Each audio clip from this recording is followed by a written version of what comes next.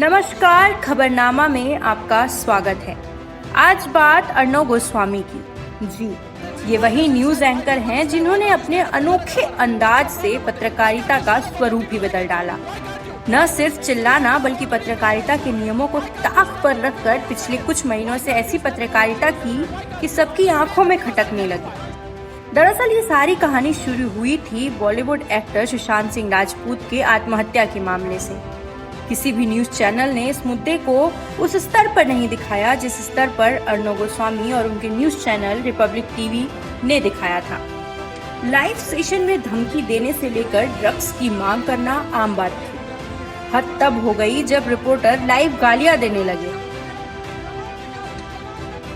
खैर, इस पूरे दौर में अर्णव ने महाराष्ट्र सरकार और महाराष्ट्र पुलिस को खूब ललकारा था और अब उसी का नतीजा है कि उनको मुंबई पुलिस उनके घर से घसीट कर ले गई और अब वो 14 दिन की न्यायिक हिरासत में है। वैसे पुलिस के पकड़ने के पीछे मामला बिल्कुल अलग है। दरअसल अर्णव गोस्वामी पर आत्महत्या के लिए उकसाने के गंभीर आरोप लगे हैं। जी हाँ, रिपब्लिक टीवी के editor in chief Arnab Goswami को 53 साल के एक इंटीरियर डिजाइनर और उनकी मां की आत्महत्या के मामले में मुंबई पुलिस ने बुधवार को उनके ही घर से गिरफ्तार कर लिया।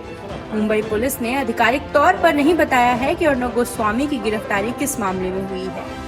बताया जा रहा है कि डिजाइनर अन्वय नाइक और उनकी मां कुमुद नाइक की कथित आत्महत्या के मामले में उकसाने के आरोप में आईपीसी की धारा 306 के तहत अर्णव को गिरफ्तार किया गया है।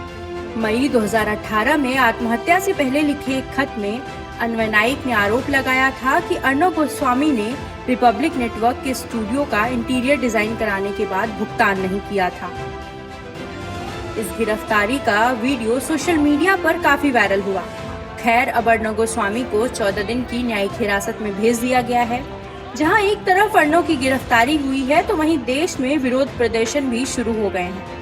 आम जनता से लेकर भारतीय जनता पार्टी के कार्यकर्ता अर्णव की गिरफ्तारी को लोकतंत्र की हत्या बता रहे हैं।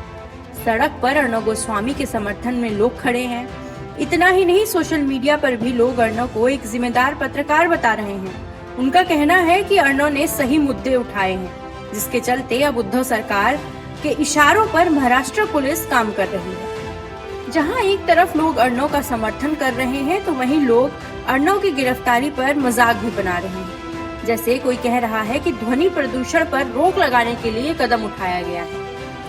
रवीश कुमार से लेकर बड़े बड़े डायरेक्टर अर्णव की गिरफ्तारी पर अपनी प्रतिक्रिया दे रहे हैं। कुणाल कामरा ने भी अर्णव गोस्वामी और उनके समर्थकों की टांग खिंचाई की है। उद्धव जी, तो सुन लीजिए, ताल ठोक के कह रहा हूं मैं, आइए मैदान में, मैं आमने सामने बात करता हूं तो सुन लीजिए। जिस अदालत में मुझे बुलाना है उद्धव ठाकरे जी, आप बुला सकते हैं, मैं हाजिर हो जाऊंगा। Few moments later.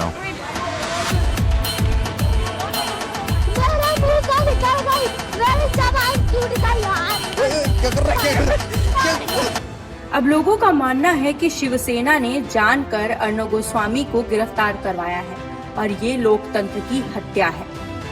लेकिन एक सवाल ये है कि क्या लोकतंत्र की हत्या सिर्फ महाराष्ट्र में ही हो रही है?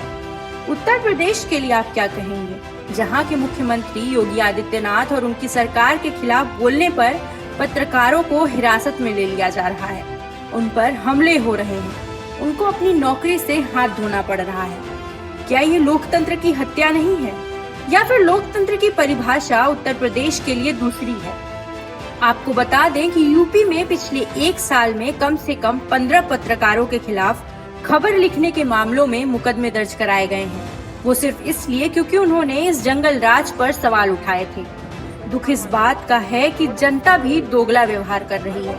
अगर अर्णव गोस्वामी की गिरफ्तारी लोकतंत्र की हत्या है तो फिर उत्तर प्रदेश में पत्रकारों पर हो रहे हमले, गिरफ्तारी और राजद्रोह के मुकदमे भी लोकतंत्र की हत्या है।